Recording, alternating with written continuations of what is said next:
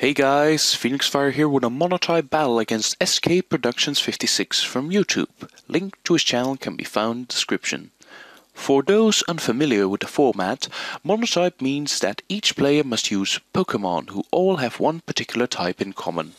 With that being said, let's get it started. SK leads off with Tyranitar as I start with Aerodactyl.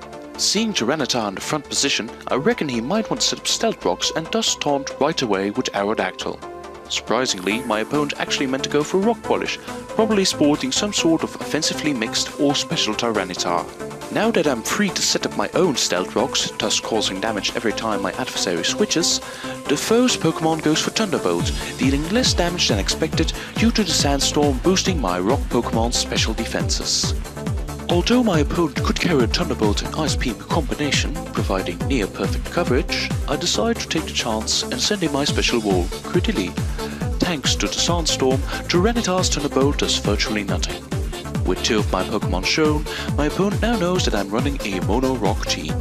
Probably unable to hit Credilli effectively, SK switches Tyranitar out for Armaldo. With the fact that Armaldo is one of the only 2 Rock Pokémon able to learn Rapid Spin to clear the field of entry hazards, I'm convinced that will be his plan of action for the next turn. In the meantime, Credilli poisons Armaldo with Toxic, hindering its walling capabilities. As Armaldo is a Bug Rock type, I now know my foe is also sporting a Mono Rock team. Not being able to block Armaldo's Rapid Spin, I decide to attack with Energy Ball to weaken Armaldo even further, which will deny to continue to Rapid Spin in the future. As my opponent goes for the projected attack, Armaldo is able to remove my Stealth Rocks, permitting SK to switch freely between Pokémon once more. As I'm only dealing moderate damage with Energy Ball, I decide to change my battle plan and persistently use Toxic. This way I'll be able to cripple the next Pokémon if my opponent decides to switch. As the foe stays in and sets up his own Stealth Rocks, my Toxic goes off without effect. Knowing Toxic damage is building up to dangerously high levels and with Armaldo unable to damage Credilli adequately, my opponent swaps it out for Shuckle. Foreseeing said switch, I give Toxic another go, but unfortunately it misses the foe's Pokémon. Even though Shuckle can't damage Credilli offensively as well, I choose to switch out anyway as Shuckle does sport key moves like Knockoff and Toxic to cripple opposing walls. As Aerodactyl won't mind what Shuckle has to offer and has access to Taunt, I send it back in. Doubting my opponent will want to stay in and the fact that Aerodactyl only has 1 more turn to live, I select to go for Stealth Rocks instead of Taunt. Anticipating that, SK switches Armaldo back in, who's raring to spin away my Stealth Rocks for a second time. As Aerodactyl falls to Toxic, the score settles at 5 versus 6. Knowing my opponent will want to remove my Stealth Rocks again, I switch in my offensive powerhouse, Tyranitar. With a great physical attack stat and sporting a choice band, I command it to use Crunch to bring Armaldo to its knees before it's able to Rapid Spin again. With Armaldo down for the count, the score evens out at 5 versus 5. As the foe sends in his lead, I decide to stay in to scout the opponent's moveset. With barely any speed EVs invested, the foe's Tyranitar is able to outrun me and launch an all-powerful Focus Blast my way. Surprisingly, Tyranitar is able to survive with only 6 HP to spare, thanks to the Sandstorm. As I'm forced to use Crunch due to the Choice Band, I'm still able to deal decent damage. With Tyranitar surviving the previous turn, I'm able to explore the opponent's moveset even more. As the foe finishes me off with Stab Dark Pulse, I now know what my opponent carries. Although I don't have a cookie cutter counter available for this particular set, every bit of information is useful. With Tyranitar down and out, the record is now at 4 versus 5. Although the opponent sports Thunderbolt, I must take this chance to set up with Omastar, as SK has a fairly bulky team. With his Rapid Spinner gone, he won't be able to counter it if I manage to lay down my Toxic Spikes. As Tyranitar goes for Thunderbolt, it's able to deal massive damage to Omastar and even get a paralysis off. Nevertheless, I'm able to set up my first layer of Toxic Spikes, thus continuing to tighten my grip on my opponent. Not wanting to risk getting paralyzed when I Protect Stall for more leftovers recovery, I decide to go for the second layer outright. As Tyranitar charges up another Thunderbolt, it strikes Omastar with relentless force. Against all odds, Omastar emerges from the dust and survives the hit with 20 HP, almost the exact amount what Omastar recovered from leftovers last turn. Indifferent about paralysis, Omastar lays down the final layer of Toxic Spikes, undermining my opponent's team significantly. As I might still be able to use Omastar as fodder later on in between Protect stalling my opponent, I switch it out for Credilli to sponge Tyranitar's attacks and inflict Toxic on it to wear it down. With Credilli's special bulk, I'm able to take Tyranitar's various attacks with ease. As I put my plan into motion and direct Credilli to use Toxic, the opponent opts to switch out for Shuckle again in order to counter my walling efforts with Toxic and Knockoff.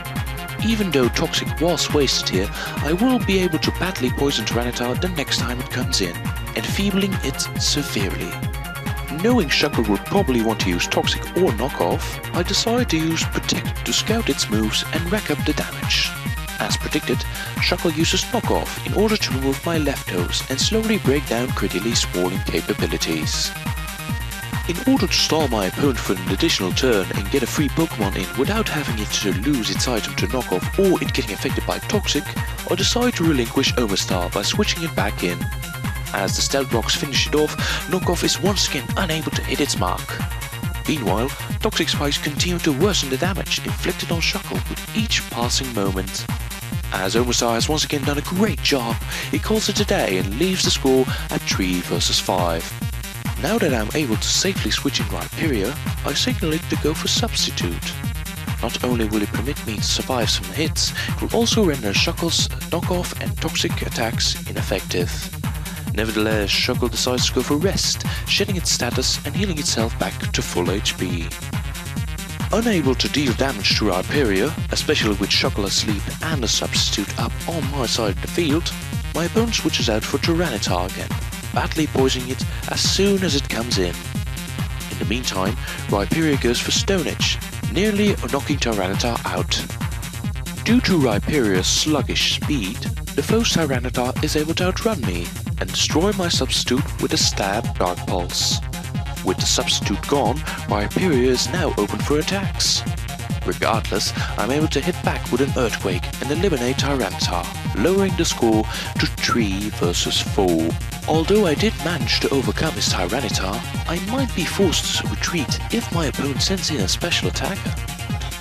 After breaking my Substitute, SK sends in an Omastar of his own to hit Rhyperior with a 4 times effective water move.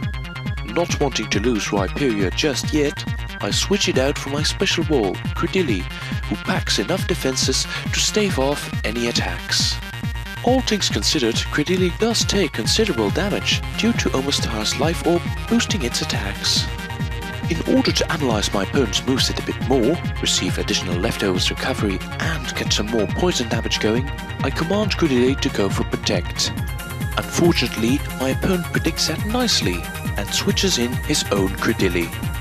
Luckily for me, Toxic Spikes once again takes effect, badly poisoning it and debilitating nearly all Credilli sets except the ones with Rest.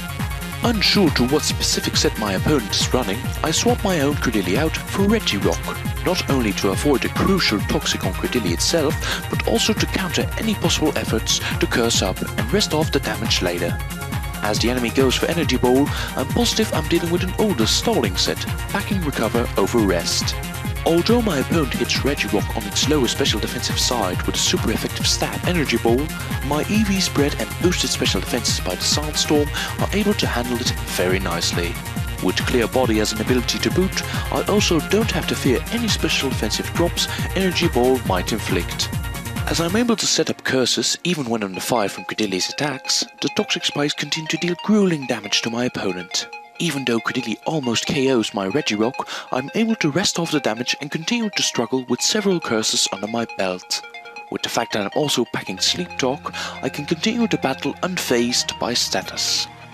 With Credilli finally succumbing to the Venom, the record evens out at 3 versus 3. Meanwhile, Regirock has achieved 2 curses, severely increasing its staying power. As the opponent sends out Omastar, I know I'll be able to survive 1 stab super effective special attack from it, allowing me to give Sleep Talk another go. Luckily for me, it does pick Rock Slide this time, finishing off Omastar and dropping the score once more, this time to 3 versus 2 in my favor. As the Sandstorm continues to rage, the end of the match edges ever closer. As my opponent sends in Rampardos, I know Regirock will be able to survive anything you might throw at it, bar critical hits, or choice band and life orbed assaults, allowing me to once again rest off the damage. Unfortunately for me, SK does manage to land a critical hit, vanquishing Regirock and leveling out the score at 2 versus 2. Spotting no life orb, I'm certain my foe will probably be choiced in some way. Not having much to work with anymore, I send in Rhyperior again. Even though Rampardos Mode Breaker will cancel out my Solid Rock ability to cushion super effective blows, I'm positive I can live at least one Earthquake if the foe isn't choice banded. As Rampardos makes its move, Rhyperior is able to survive with 58 HP, confirming my opponent is choice carved and allowing Rhyperior to counter with Earthquake. As Rampardos falls, so does the score to 2 versus 1. With only a sleeping Shuckle left on my opponent's side of the field, SK is unable to stop Rhyperior, allowing my badly wounded Pokemon to finish it off with a Stone Edge, followed up with an Earthquake. As Shuckle faints, the match ends in a 2 versus 0. That was the game for today. I hope you enjoyed it, and feel free to like, comment and subscribe if you're interested in seeing more. Until next time, FenixFire signing out.